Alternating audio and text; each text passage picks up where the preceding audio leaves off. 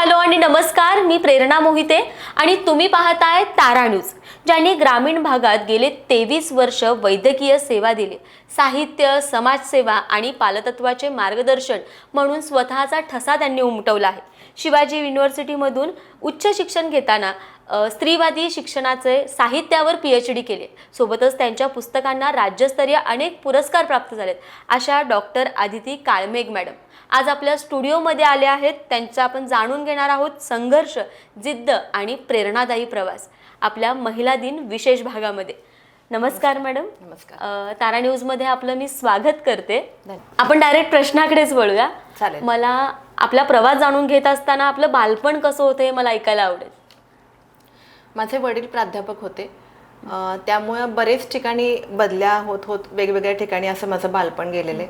म्हणजे उस्मानाबाद, तुळजापूर, पाटण, नागठाणे, नंतर मेढा, सातारा असं वेगवेगळ्या ठिकाणी प्रवास झाला त्यांचा आणि त्यामुळे मलाही तिथं राहण्याची संधी मिळाली. त्यामुळे प्रत्येक ठिकाणच्या लोकांच्या चालीरीती, तिथली जी काही संस्कृती असते, नंतर त्यांचे प्रत्येकाची एक वागण्याची पद्धत असते. ज्या त्या भागाची आपण म्हणतो तसं जसं नदी बदलते तशा तिथल्या भाषा बदलतात. तिथली संपूर्ण म्हणजे सगळं व्यवहारामध्येच फरक पडलेला असतो. हे सगळं लहानपणापासून त्यामुळे अनुभवता आलं. आणि आता जेव्हा मी लिहायला लागले तेव्हा असं जाणवतं की ह्या सगळ्याचे कुठे ना कुठेतरी पडसाद त्यामध्ये उमटलेले आहेतच. अगदीच. मला एक सांगा मॅडम की तुम्ही जी आत्ता जे आहात यशस्वी म्हणून तुमची जी वाटचाल आहे किंवा लोक ओळखतात, तर या स्वप्नांची काय म्हणतात मुळं बालपणामध्येच पेरली गेली होती की काय? तसं मी म्हणते तसं हे ग्रामीण भागातच शक्यतो राहिल्यामुळं त्या लोकांची जी वेदना होती, त्यांचे प्रश्न होते ते जवळून पाहायला मिळत होते. नंतर वाचनाची आमच्या घरामध्ये खूप चांगली पार्श्वभूमी होती. वडील प्राध्यापक होते, आई गृहिणी असली तरी सुद्धा ती खूप चांगलं वाचायची आणि पप्पांनी जाणीवपूर्वक माझ्यावरती ते वाचन संस्कार केलेले होते. म्हणजे त्यांनी आवर्जून वेगवेगळ्या प्रकारची पुस्तकं वाचायला लावली. त्यामुळं जसं मुलांचं एक तरुण वयातल्या मुलांचं वाचन सीमित असतं, फक्त कथा वाचणे, कादंबऱ्या वाचणं, तसं माझं राहिलं नाही. मला असं होतं की काहीही चालतंय. म्हणजे अगदी विवेकानंद पण मी 10वीतच वाचलेले आहेत, ओशो 10वीच्याच काळामध्ये वाचलेले आहेत. काहीही चालेल पण वाचायला काहीतरी पाहिजे. त्यामुळं ती आणि सुरुवातीला त्यांचं माझ्या वाचनाकडे लक्ष होतं. त्यामुळे मी काय वाचते हे तर ते पाहायचेच, शिवाय त्यावरती चर्चा व्हायची. शिवाय साधनासारखं जे साप्ताहिक आहे ते आमच्याकडे यायचं, आंदोलन. आणि पप्पा समाजवादी विचारांचे होते, त्यामुळं नाथ पै, नंतर जवाहरलाल नेहरू, ग.प्र. प्रधान यांची भाषणं ऐकलेली होती. त्यामुळे त्या सगळ्याचे संस्कार एकंदर आपल्या नैतिक मूल्यांवरती पण होत असतात आणि आपण जे काही सामाजिक भान आपल्यामध्ये आहे त्यावरती पण होत असतात. आणि आत्ता जेव्हा मी लेखनाकडे वळले त्यावेळेला जाणवतं की तो जो वाचन संस्कार होता तो आता खूप उपयोगी पडला. अच्छा, म्हणजे लेखनाची सुरुवात किंवा वाचनाच्या ज्या गोष्टी होतात त्या लहानपणीच तुमच्यामध्ये रुजू झाल्या. मग मला सांगा की डॉक्टर होण्याचं लहानपणीच ठरवलं होतं की आयुष्याने तो मार्ग निवडायला लावला? नाही, डॉक्टर खरं तर मला व्हायचं नव्हतं. माझी आवड पहिल्यापासून साहित्याचीच होती. काही ना काहीतरी साहित्य क्षेत्रामध्येच करायचं असं ठरवलेलं होतं. पण मी पहिल्यापासून मेरिट स्टुडंट होते, मेरिट लिस्टमध्ये आलेले होते. आणि जे काही टिपिकली पालकांचं असतं की ठराविकच क्षेत्र त्यांना हवी असतात, त्याप्रमाणे माझ्या आई वडिलांचा हट्ट होता की मी त्यातल्या त्या डॉक्टरांचा की वडिलांचा की मी डॉक्टर व्हावं. त्यामुळे मला ते मनात नसताना सुद्धा तिकडं वळावं लागलं आणि तशी मी डॉक्टर झाले. पण ऍक्च्युली स्वभाव तसा होताच, सामाजिकतेचं भान होतं. त्यामुळे मी ते पण जर आता क्षेत्र घेतलेलं आहे तर त्याच्यामध्ये पण प्रामाणिकपणे काम करत आहे. अच्छा, आता तुम्ही सांगता की 23 वर्ष तुम्ही ग्रामीण भागामध्ये वैद्यकीय सेवा देताय. मग ह्यामध्ये वैवाहिक आयुष्य, करिअर ह्या सगळ्या गोष्टींची सांगमेळ किंवा काय आव्हान आली होती ह्या सगळ्या गोष्टी जुळवून आणताना? तसं तर म्हणजे मी जशी पासआउट झाले त्याच्यानंतर लगेचच दवाखाना चालू केलेला होता आणि घरच्या थोड्या जबाबदाऱ्या होत्या, त्यामुळं लग्न तसं उशिरा झालं. म्हणजे तो बाय चॉईस घेतलेला डिसिजन होता की घरच्या जबाबदाऱ्या पार पाडल्यानंतरच हे करायचं. त्यामुळे माझं वैद्यकीय क्षेत्रातलं काम आधीपासूनच चालू झालेलं होतं. आणि म्हणजे माझा स्वभाव असा होता किंवा एक ध्येय होतं की जिथं खरंच गरज आहे तिथंच प्रॅक्टिस करावी. नाहीतर आपण असं बघतो की शहरात चौकामध्ये दवाखाने असतात आणि एकमेकांशी कॉम्पिटिशन करत बसायचं. त्यापेक्षा अजून कितीतरी आपला ग्रामीण भाग असा आहे, दुर्गम भाग असा आहे की जिथं काहीच सुविधा मिळत नाही. त्यामुळे तो हट्ट होता. त्यामुळे जाणीवपूर्वक ग्रामीण भागामध्ये प्रॅक्टिस चालू केली. मग ते चालू असतानाच थोडासा जम बसल्यानंतर साहित्याची आवड काही शांत बसू देईना. त्यामुळे मी परत एंट्रन्स एक्झाम दिली.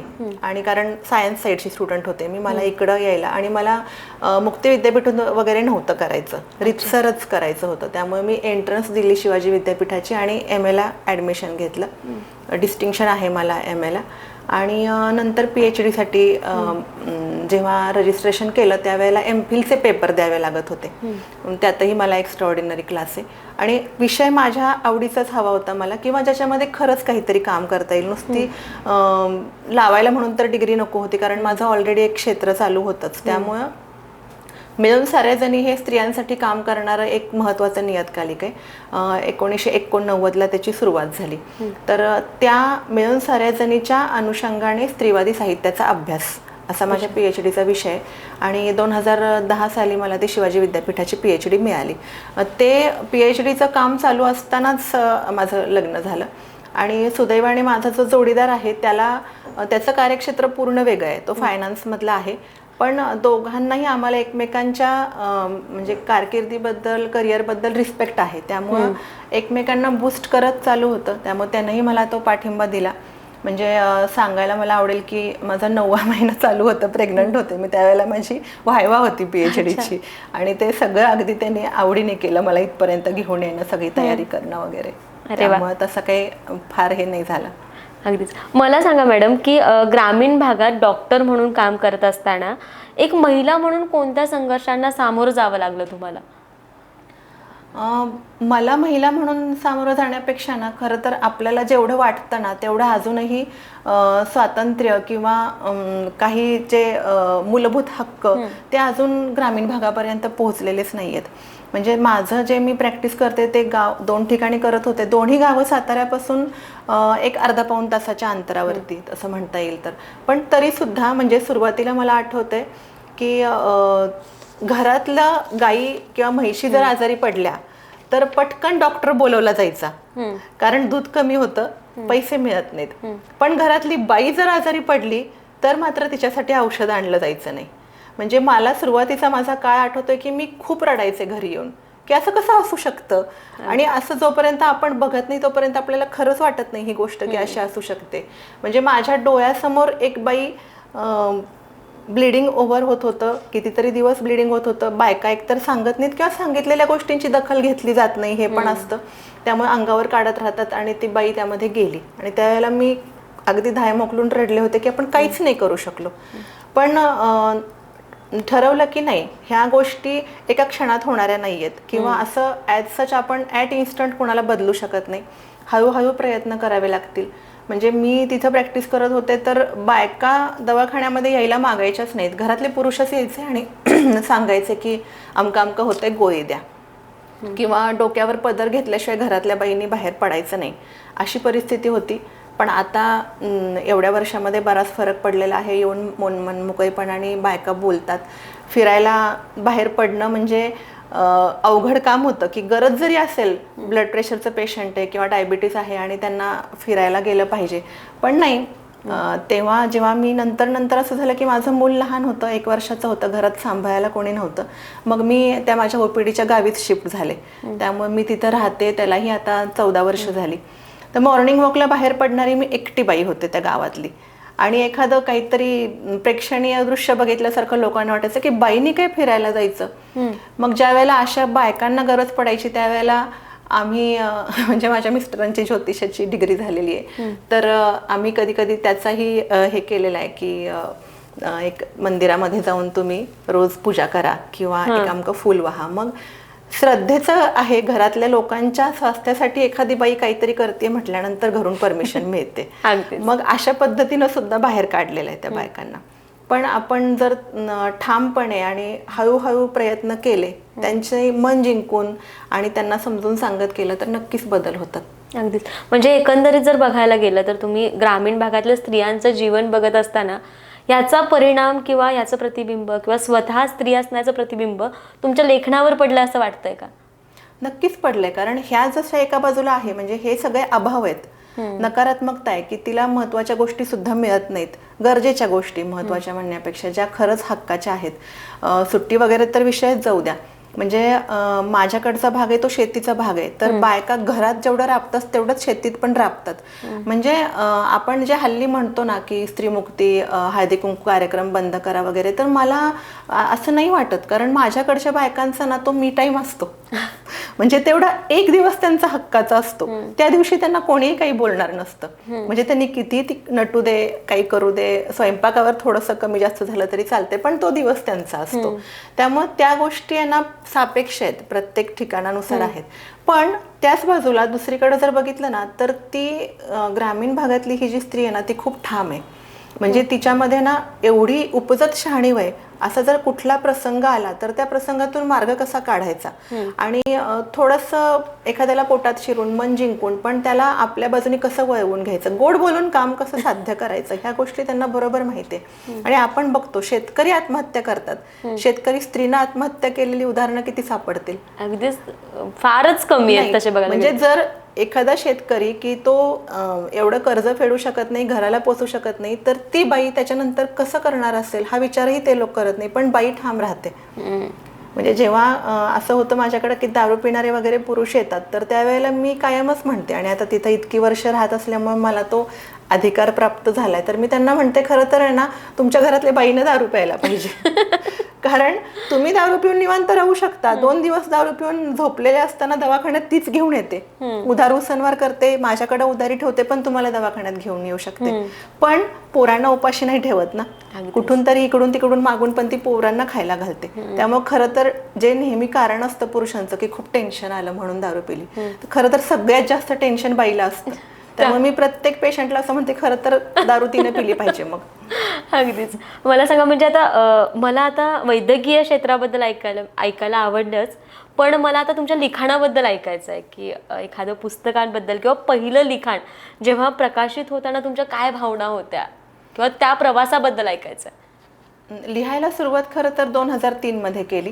त्यावेळेला मी कॉलेजला होते, लास्ट इयरला होते, आणि तेव्हाच माझं सदर लेखन चालू होतं. म्हणजे तेव्हा प्रिंट मीडिया एवढंच एक माध्यम होतं, वर्तमानपत्रामध्ये किंवा दिवाळी अंकामध्ये असं लेखन व्हायचं. मग PhDच्या माझ्या विषयाच्या अनुषंगाने लिखाण केलेलं होतं. तसंच पुढारी, नंतर लोकमत ह्या मासिकांमध्ये माझी नियमित सदर येत होती. त्याच्यानंतर परत घरच्या जबाबदाऱ्या आणि हे वेगवेगळे करिअर्स, त्यामुळे ते लिखाण मागे पडलं होतं. आणि नंतर खरं तर तो कॉन्फिडन्सही गेला होता, कारण जेव्हा आपण लग्न करतो आणि मूल होतं त्यावेळेला नाही म्हटलं तरी एक आपली मानसिकता अशी असते की आपल्याला स्वतःला सिद्ध करायचं असतं, आणि ते एक वेगळ्या पातळीवरचं सिद्ध करणं असतं. थोडंसं नाही म्हटलं तरी ना एक सुपर वुमन सिंड्रोम असतो तो एक, की मी कुठं कमी नाहीये, मी हे पण करू शकते, मी ते पण करू शकते. आणि थोडे माझ्याकडचे प्रश्नही तसे होते की मला ते सिद्ध करणं भाग होतं.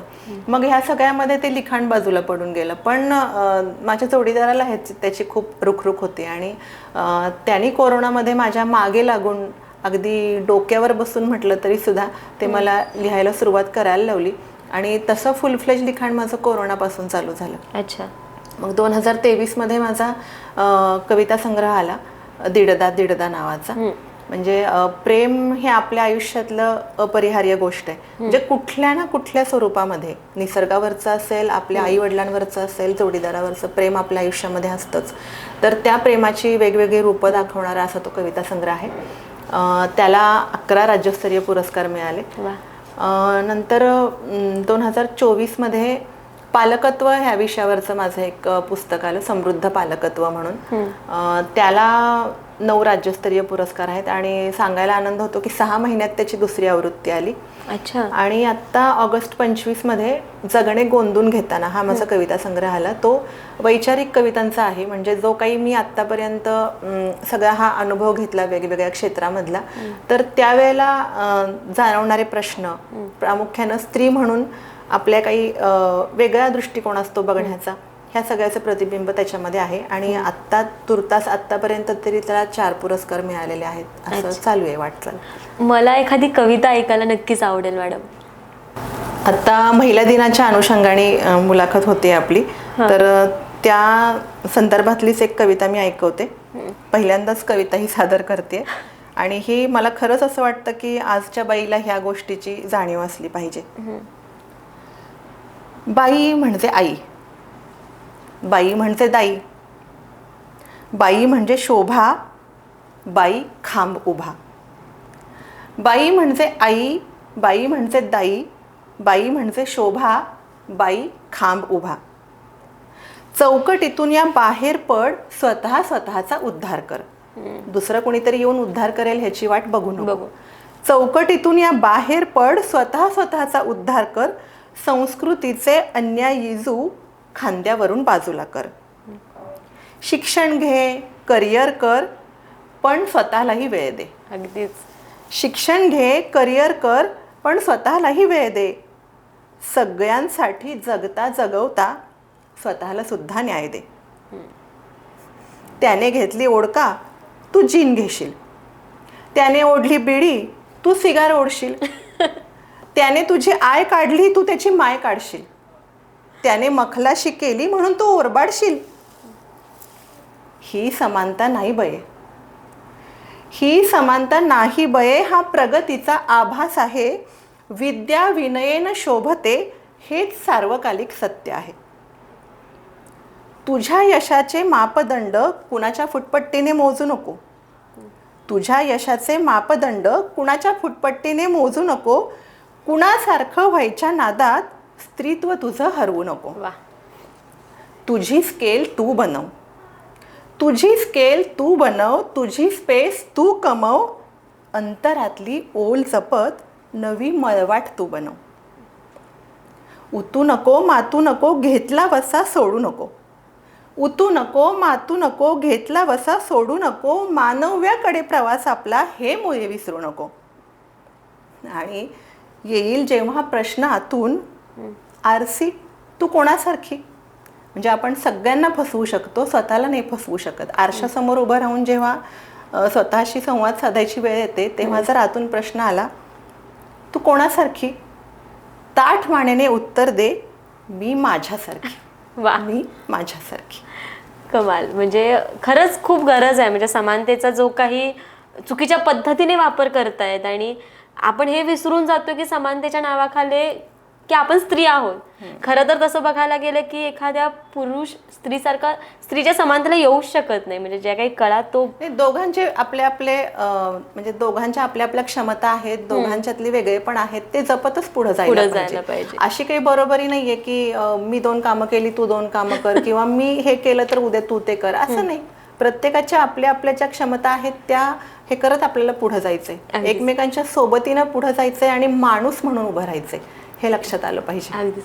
मी आता कवितावरूनच मला एखादा एक प्रश्न विचारायचा आहे की स्त्री म्हणून काही चौकटी येतात आपण म्हणतो, त्या आपल्याला पार काढायच्या आहेत. तर ह्या चौकटी बाहेर पाऊल टाकताना तुम्हाला नेमक्या काही अडचणी आल्या होत्या?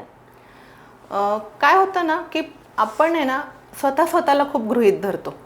म्हणजे आपण इतरांसाठी सगळ्या गोष्टी करतो, पण स्वतःसाठी काही करायचं म्हटलं ना तर आपल्यालाच ऑकवर्ड होतं. म्हणजे ठराविक जर काही वेळ आहे तो मला मिळाला पाहिजे असं आपल्यालाच वाटत नाही. म्हणजे बरेच वेळा असं जाणवतं की माझ्या स्वतःच्या पण बाबतीत हे झालेलं आहे की आपण पत्नी आहोत, आई आहोत, नंतर बाकी घरच्यांचं सगळं करणार आहोत, घर सांभाळणार आहोत, आणि हे सगळं करून जर वेळ मिळाला तर मग माझ्या गोष्टी, म्हणजे हे पण भान यायला एक वेळ यावी लागते. आणि मग जेव्हा की जर मला स्वतःसाठी वेळ काढायचा तर मला गिल्टी वाटायचं काही कारण नाही. मी जर आठवड्यातले 7 दिवस मी सगळ्या गोष्टी करत असेन तर एखादा दिवस माझ्या स्वतःसाठी का नाही मी हक्कानी म्हणू शकत की आज मला जमणार नाही, आज तुम्ही गोष्टी ॲडजस्ट करा, म्हणता आलं पाहिजे. आणि कधी कधी काय होतं ना की तुम्ही जोपर्यंत म्हणतच नाही तोपर्यंत समोरचे मान्य करणार का नाही हे आपल्याला समजूच शकत नाही. म्हणजे आम्ही जेव्हा साहित्यिक कार्यक्रम करत असते मी बरेच वेळा, तर नेहमी लक्षात येतं की 7:30 वाजले की बायकांची घरी जायची गडबड चालू होते, कारण घरी जाऊन घरच्या गोष्टी करायच्या असतात. का नाही, तुम्ही सगळ्या जर दिवसातला वेळ घालवता तर 2-3 तास माझ्या मनासारखं आजच्या दिवस तुम्ही ॲडजस्ट करा, तुमचं तुम्ही वाढून घ्या, ह्या गोष्टी का नाही करू शकत?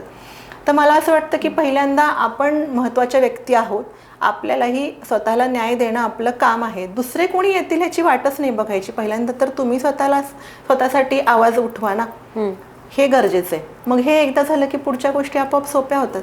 अगदीच. म्हणजे मला ह्याच रिलेटेड प्रश्न विचारायचा आहे की आपलं ऑलरेडी एक काय म्हणतात करिअर सेट होतं डॉक्टर म्हणून, तरी हे PhD वगैरे करताना ह्या सगळ्या गोष्टींचा ताळमेळ कसा घातला होता? म्हणजे जसं तुम्ही म्हणता की स्वतःला वेळ देणं गरजेचं आहे, स्वतःची आवड जोपासणं गरजेचं आहे, तसं हे करताना तुम्हाला काही प्रॉब्लेम्सना फेस करावा लागला का? प्रॉब्लेम्स म्हणजे हाच की वेळेची मॅनेजमेंट करावी लागते. आणि खरं तर आत्ताही मला नेहमी विचारणारा जाणारा प्रश्न असतो की एवढे सगळे उद्योग कसं काय करू शकतात. तर इतरांसारखे 24 तास आहेत माझ्याकडं. पण काय होतं की आपण कशासाठी वेळ घालवतोय आणि जो काही वेळ घालवतोय तो खरंच वर्थ आहे का, तो विचार केला पाहिजे. म्हणजे जर आता तुलनेने पूर्वीसारखे शारीरिक श्रम नाही आहेत, म्हणजे अगदी ग्रामीण भागात जरी गेलं तरी जात्यावर कोणी दळत नाही, आता गिरण्या आलेल्या आहेत, मिक्सर सवयीचं झालेलं आहे. पण हा जो वेळ मिळालाय तो आपण सदुपयोग करतो की नाही. म्हणजे शहरी असू दे किंवा ग्रामीण असू दे, गॉसिपिंग करणं काही हे नाहीये, अपवादाचं नाहीये. मग ह्या गोष्टीत आपण किती वेळ घालवतो, किंवा आता मोबाईलवरती ऑनलाईन शॉपिंग किंवा उगाचच काहीतरी सर्च करत बसणं ह्यात किती वेळ घालवतो, तसं मी नाही घालवलेला. त्यामुळे त्या सगळ्या गोष्टी मॅनेज झाल्या. म्हणजे ते प्रॉपर एक टाइम टेबल असतं की मी कुठल्या वेळेला काय करणार आहे. आणि अर्थातच सेंटरचा पॉईंट नेहमी माझा मुलगा असतो. कारण पहिलं मला असं वाटतं की आपण जेव्हा जन्म देतो त्यावेळेला पहिलं आपलं कर्तव्य मुलाच्या बाबतीत होतं की त्याला क्वांटिटी नसला तरी क्वालिटी टाइम देता आला पाहिजे. आणि त्याच्या सगळ्या गोष्टी मॅनेज करूनच ह्या सगळ्या गोष्टी मी करत असते. म्हणजे जसं मी PhDच्या वेळेला 9वा महिना चालू होता तेव्हापासून ह्या गोष्टीचा मला ताळमेळ घालावा लागलेला आहे. पण घालू शकतो आपण, हे मी माझ्या अनुभवावरून सांगू शकते. आणि तशी माझ्याकडं कोणाचीही मदत नाही आहे, किंवा खरं तर खरं वाटणार नाही तुला, पण माझ्याकडे कुठल्याही कामाला बाई नाही. सगळी कामं मी मॅनेज करते. पण करू शकतो आपण, आपल्या कामावरती प्रेम पाहिजे. अगदीच. मला आता दुसऱ्या विषयाकडे वळायचं आहे की जसं आता तुम्ही सांगितलं की सेंटरला तुमचा मुलगा असतो, तर त्या अनुषंगानेच मला प्रश्न विचारायचा की पालकत्वाकडे जे तुम्ही आता सुरू केले, पालकांची शाळा, ह्याकडे कसे वळलात तुम्ही? जेव्हा मुलगा छोटा होता तेव्हाच खरं तर ह्या विषयाकडं वळले मी.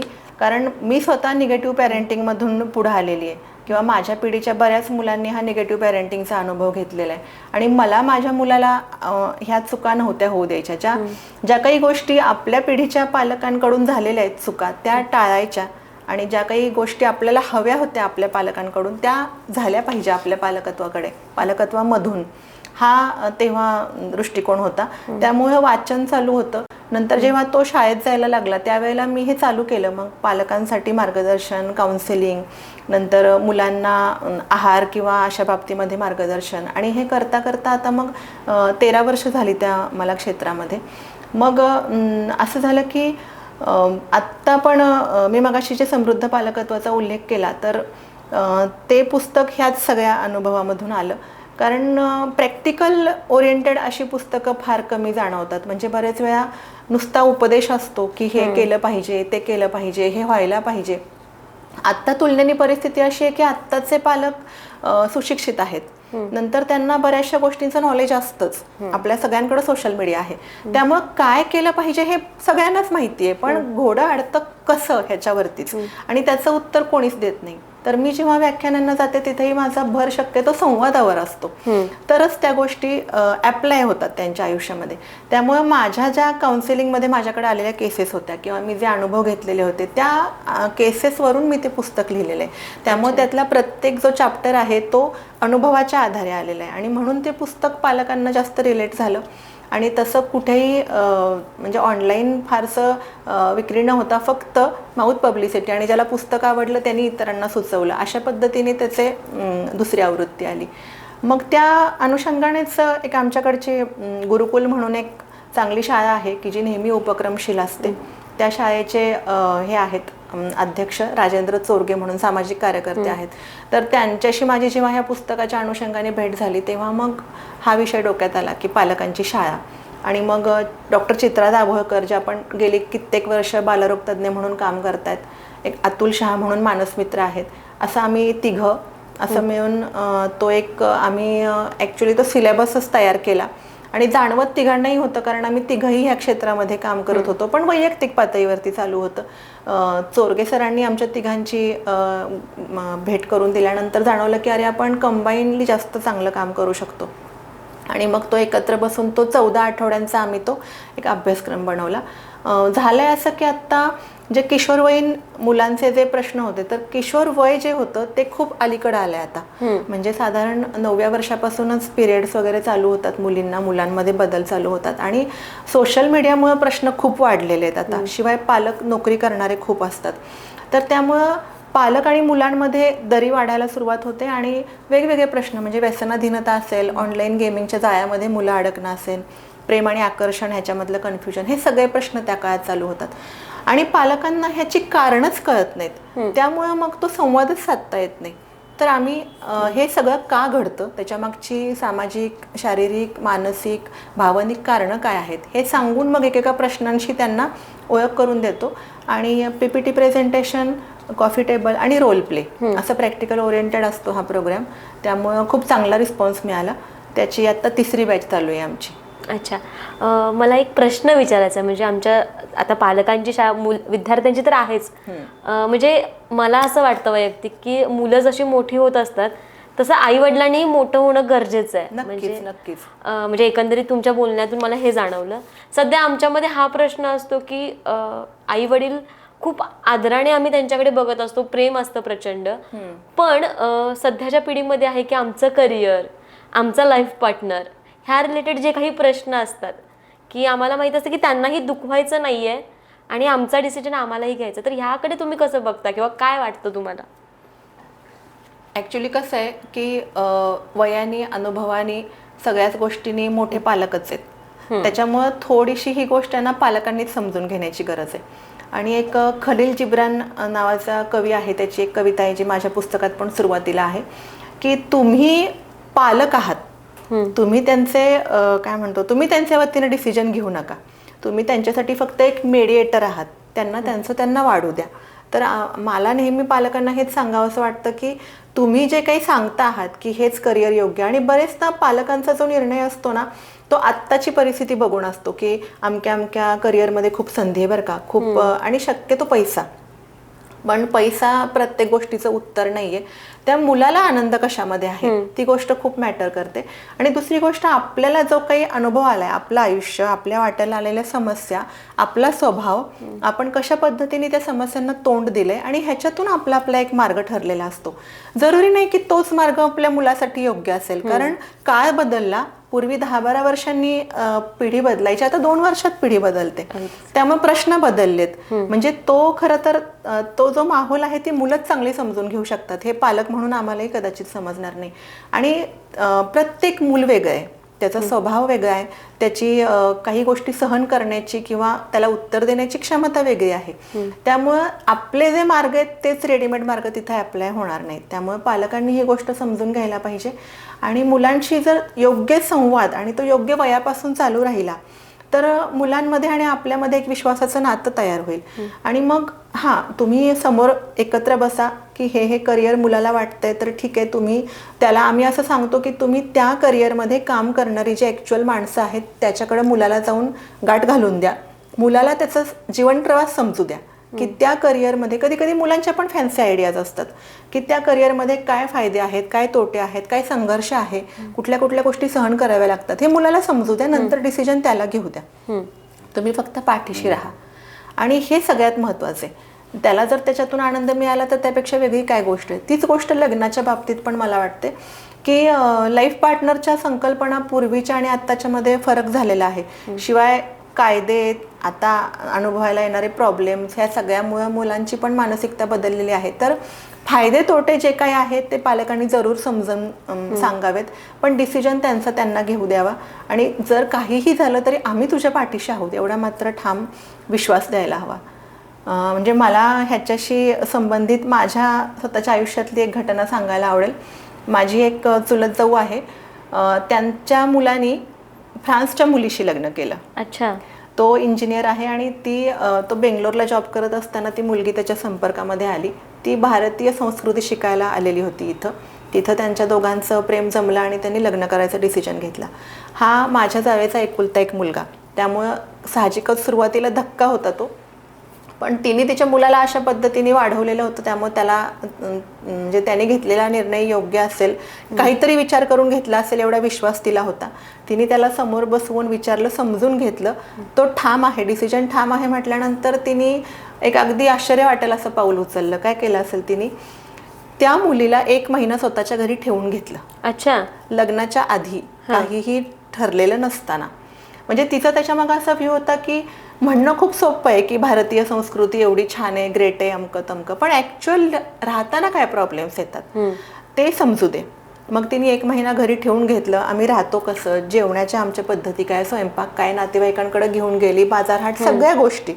आणि त्याच्यानंतर काही दिवस फ्रान्सला स्वतःच्या मुलालाही पाठवलं, कारण तिकडं बाकीच्या देशांमध्ये नाही म्हटलं तरी फ्री सगळं वातावरण आहे, तिचे मित्र, तिची तिथली जी राहणीमान आहे ती गोष्ट तुलाही समजली पाहिजे, ऍक्सेप्ट झाली पाहिजे. कारण नाही म्हटलं तरी आपल्याकडं भारतीय मानसिकता तशी एवढी फ्री नाहीये. तर तिने स्वतःच्या मुलालाही तिकडे पाठवलं. त्यानंतर त्या दोघांना 1 महिना वेळ दिला, तुम्ही शांतपणे निर्णय घ्या, जो काही निर्णय असेल तो आम्हाला मान्य असेल. ते तरीही ठाम राहिले. मग लग्न करून दिलं. आज 12 वर्ष झाली जवळजवळ ते व्यवस्थित नांदतायत. म्हणजे आई वडिलांना काय पाहिजे असतं, अजून मुलं सुखात असावीत हेच पाहिजे असतं. आणि अरेंज मॅरेज जरी करून दिलं तरी ह्याची गॅरंटी कोण देऊ शकतं की ते खुश राहतील किंवा ते लग्न सक्सेसफुल होईल, ह्याचं गॅरंटी तर कोणीच देऊ शकत नाही. कारण एकत्र राहायला लागल्यानंतरच खरे प्रश्न चालू होतात. अगदीच. मला सांगा की सध्याच्या जगात पालकांची शाळा का गरजेची वाटते? म्हणजे तुम्ही एकंदरीत मला सांगितलं की पालकांची भूमिका, पण ती आता गरजेची तुम्हाला का वाटते, मला ऐकायचं. मगाशी म्हटलं तेच कारण काय होतं की का म्हणजे आम्ही नाही का मुलं वाढवली, आमच्या वेळेला कुठं होतं, हाच पहिल्यांदा सूर असतो पालकांचा. पण काय होतं की हल्ली ज्या काही नवीन नवीन गोष्टी आल्यात, म्हणजे आता सोशल मीडिया आपल्या आयुष्यातून आपण हद्दपार करूच शकत नाही. किंवा पूर्वी जे एकत्र कुटुंब होतं, म्हणजे एक मूल वाढवणं ही फक्त आई वडिलांची जबाबदारी नसते. खरं तर एक समाज पूर्ण लागतो त्यांना वाढवण्यासाठी. कारण मूल जेवढं आपण सांगतो, उपदेश करतो, त्यापेक्षा ते बघून जास्त शिकत असतं. म्हणजे पूर्वी एकत्र कुटुंब असताना असं नाही म्हणणं माझं की ते सगळं आदर्शच होतं, काही त्याच्यामध्ये पण लूप होल्स होतेच, पण तरी घरात इतकी माणसं असायची की त्या मुलाला वेळ द्यायला किंवा त्याला मनोरंजन त्याचं करायला, त्याच्याशी खेळायला भरपूर लोक उपलब्ध होते आणि त्यांच्याकडे बघून ते मूल शिकत राहायचं. म्हणजे आपल्याला फक्त पुस्तकी शिक्षण नाही द्यायचंय, त्याला जगण्यासाठीचं आवश्यक जे व्यवहार ज्ञान आहे ते पण आलं पाहिजे, ज्याला स्ट्रीट स्मार्टनेस असं म्हणतात इंग्लिशमध्ये. तर ते इतरांना बघून शिकता यायचं. आता छोटी कुटुंब झाली, म्हणजे आता फक्त आई वडीलच असतात, तर अशा वेळेला हा तर मार्ग राहिलाच नाही. आणि पालक जवळजवळ 50% पालक नोकरी करणारे असतात, त्यामुळे मग त्यांना तो वेळच मिळत नाही की ते मुलाला समजून घ्यायला. तर ॲटलिस्ट तुम्ही बाबा क्वांटिटी नका देऊ, पण क्वालिटी टाईम तरी कसं देऊ शकता. शिवाय त्याला मग ह्या सगळ्या गोष्टींची जबाबदारी पालकांचीच येते. त्याला शिस्त लावणं, अभ्यासाच्या सवयी लावणं. आणि मग झालंय असं की आम्ही पैसे कमवतो तर आमच्या मुलांनी आमच्यापेक्षा पुढं जावं, जे आम्हाला नाही मिळालं ते मुलांना मिळावं, अशा हेतूतून मुलांचे फाजील लाड केले जातात. त्यांना नकाराची सवय लावली जात नाही. जे पुढं जाऊन आता आपण बघतो की थोडासा पेपर वाईट गेला, मुलं आत्महत्या करतात, मोबाईल नाही दिलं आत्महत्या करतात, हिंसेचं प्रमाण वाढलेलं आहे. ह्या सगळ्या गोष्टींना खतपाणी कारणीभूत कुठंतरी ही नकाराची न लावलेली सवय आणि हट्ट पुरवणं ह्या गोष्टी होतात. दुसरी गोष्ट, जर आम्ही एवढं पुरवतोय तर तू मार्क्स पाडलेच पाहिजेत, तर मग आम्ही तुला एवढ्या क्लासला घातलं, एवढे पैसे भरले, तर तू एवढं आम्हाला मिळवून दिलंच पाहिजे. ह्यामुळे मुलांवरचा तणाव वाढतोय, त्यामुळे त्यांना मानसिक आरोग्याचे प्रश्न निर्माण होत आहेत. ह्या सगळ्या गोष्टींची जाणीव होण्यासाठी ही गरजेची आहे. आणि दुसरं काय होतं की आपली एक संस्कृती आहे की आपण आनंदाच्या गोष्टी एकमेकांशी शेअर करतो, आपले प्रॉब्लेम्स नाही करत. म्हणजे जसं बहिणाबाई म्हणतात की माझं सुख हंड्या झुंबरा टांगलं, माझं दुःख तळ घरात कोंडलं. त्यामुळं जर समजा आता एक कॉमन एक गोष्ट की मुलं वयात यायला लागली की उद्धट बोलतात, उलटं बोलतात. आपण हे सांगत नाही कुणाला, कारण ती अपमानाची गोष्ट वाटते ना. तर जेव्हा ही आमची शाळा चालू झाली, साधारण 50 लोक पालक असतात आमच्या शाळेमध्ये, तर तो एक ग्रुप तयार होतो. आणि मग पहिल्याच दिवशीची प्रतिक्रिया ही असते की अरे, म्हणजे हा फक्त आपल्या घरचा प्रश्न नाहीये, हा तर सगळ्यांच्याच घरामध्ये प्रश्न आहे. आणि मग चर्चेतून बऱ्याच गोष्टी साध्य होतात. म्हणजे काही प्रयत्न प्रत्येक घराने केलेले असतात. मग त्यांनी काय केलंय, आम्ही काय केलंय, आपण काय करू शकतो. कारण प्रत्येक घराची म्हणून एक संस्कृती आहे, प्रत्येक घराची म्हणून एक रीती भाती सगळ्या ठरलेल्या असतात, त्याच्यानुसारही काही गोष्टी बदलतात. तर हा एक ग्रुप तयार होतो, जसं व्यसनाधीनतेमध्ये एक ग्रुप तयार केलेला असतो. त्यांनी आपल्याला उलट काय म्हणतो आपण बूस्ट होतं, म्हणजे हिंमत वाढते. आणि आम्ही काय करतो की तो जो ग्रुप आहे तो ॲक्टिव्ह असतो कायमच. म्हणजे जरी पहिली बॅच संपूर्ण आता वर्ष झालं तरी तो आमचा ग्रुप ॲक्टिव्ह आहे. त्याच्यावर काही पालकत्वासंबंधी काही त्यांना समस्या आल्या तरी ते पालक त्याच्यावरती शेअर करू शकतात. आम्ही सगळे त्याच्यावरती डिस्कस करतो. आणि काही नवीन वाचलं, काही चांगलं सापडलं तरीही, त्यामुळे तो एक आपल्यासाठीचा सपोर्ट सिस्टीम कायमसाठी त्यांना मिळून जाते ती. अगदीच मॅडम की ही संकल्पनाच खूप छान आहे, पण आपल्याला वेळेचं गणित आहे, त्यामुळे मी अगदी शेवटच्या प्रश्नाकडे येते की तुम्ही आत्तापर्यंतच्या प्रवासाकडे पाहताना यशस्वी महिला म्हणून तुमची नेमकी व्याख्या काय? नाही, तसं यशस्वी मी स्वतःला म्हणणार नाही, कारण हा प्रवास आहे. कंटिन्यू चालणारा प्रवास आहे. तो प्रवास कधी संपत नाही शेवटच्या क्षणापर्यंत. पण यशस्वीपणाची माझी व्याख्या हीच वाटते की मी रोजचा दिवस आनंदामध्ये जगते का. म्हणजे जर समजा आज मी एखादी गोष्ट माझ्या स्वतःसाठी करत असेल तर ती माझ्यासाठी आनंदाची गोष्ट आहे. त्याच वेळेला मी माझ्या घरच्यांच्या पण आनंदाचा विचार केलेला आहे का. कारण आपण बाहेर कितीही करिअर केलं तरी आपल्याला खरा आनंद आपल्या कुटुंबच देणार असतं. कुटुंबाशिवाय ती एक मजबूत आपला पाया आहे आपल्या सगळ्यांच्या जगण्याचा. त्यामुळे हे सगळं आपण करत आहोत का. दुसरी गोष्ट काय वाटते की आपण ह्या गोष्टी चांगल्या मार्गाने मिळवतोय का. कारण हे जे समाधान आहे ते आपल्याला शांत झोप आणि सुख देणार असतं, कुठलाही मानसिक ताणतणाव नाही. त्यामुळे ह्या गोष्टी जर आपण पाळत असू, ह्या गोष्टी जर मिळवलेल्या असतील तर आपण नक्कीच यशस्वी आहोत. अगदीच. मला म्हणजे शेवटी मला हेच विचारायचं आहे किंवा मला तुम्हाला आजच्या म्हणजे महिला दिनानिमित्त आपल्या स्त्री वर्गाला किंवा स्त्री समाजाला काय सांगावं असं वाटतंय? मला असं वाटतं की आनंद 3 प्रकारचा असतो. एक तर वैयक्तिक स्वतःचा, दुसरा कौटुंबिक आणि तिसरं सामाजिक. म्हणजे हे आनंद पण आहे, भान पण आहे. तर आपण स्वतःला तर न्याय नक्कीच दिला पाहिजे, पण आपल्याला न्याय देताना आपण इतर कुणावरती अन्याय नाही ना करत आहे, ही पण गोष्ट तेवढीच महत्त्वाची आहे. दुसरी गोष्ट आत्ता मला खूप जाणवते आणि खरं तर खूप खटकते की जेवढा आपण प्रेझेंटेबल दिसण्यामध्ये जेवढे पैसे आणि जेवढा वेळ, जेवढी बुद्धी खर्च करतो तेवढा आपण स्वतःच्या आरोग्याकडे लक्ष देत नाही. म्हणजे कितीतरी उच्च विद्या विभूषित बायका मला माहिती आहेत की ज्या पार्लरचे खर्च ह्यांचे एवढे असतात, ब्रँडेड कपड्यांवरती पैसे खर्च करतात, पण तेच काही टेस्ट करून घ्या दरवर्षी असं म्हटलं तर करत नाहीत. तर ते नको व्हायला, कारण जर तब्येत चांगली असेल तरच पुढच्या सगळ्या गोष्टी होतात. दुसरी गोष्ट म्हणजे कौटुंबिक, मी म्हटलं तसं की आपल्या घरातल्या सगळ्या व्यक्तींना काळजी घेणं आपलं काम आहे. कारण आपल्याकडे बघूनच आपली मुलं शिकणार आहेत. आपण आपल्या वागणुकीतून एक आदर्श नाही म्हणणार मी, पण एक चांगलं उदाहरण आपण घालवून दिलं पाहिजे. रोल मॉडेल आपणच आहोत मुलांचे. हे कौटुंबिक भान.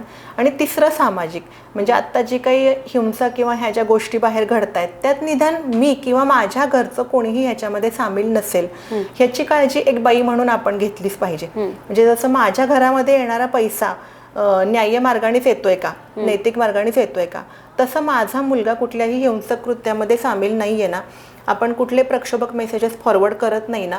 आणि तिसरं सगळ्यात महत्त्वाचं म्हणजे पर्यावरण. कचरा आपण फक्त आपलं घर स्वच्छ ठेवून उपयोग नाहीये, आपला परिसर पण स्वच्छ ठेवूया. कमीत कमी त्रास आपल्याकडून निसर्गाला होईल एवढी काळजी घेऊया, बस. अगदीच. धन्यवाद मॅडम, तुम्ही आज आमच्या तारा न्यूजच्या स्टुडिओमध्ये आलात आणि तुमच्याशी संवाद साधून मला खरंच खूप छान वाटतंय. एका यशस्वी स्त्रीला बघताना तिच्याकडून आदर्श घ्यायला खूप भारी वाटतंय आणि तुमच्या पुढील वाटचालीसाठी मी तारा न्यूजकडून खूप साऱ्या शुभेच्छा देते. थँक्यू. मलाही इथं येऊन छान वाटलं.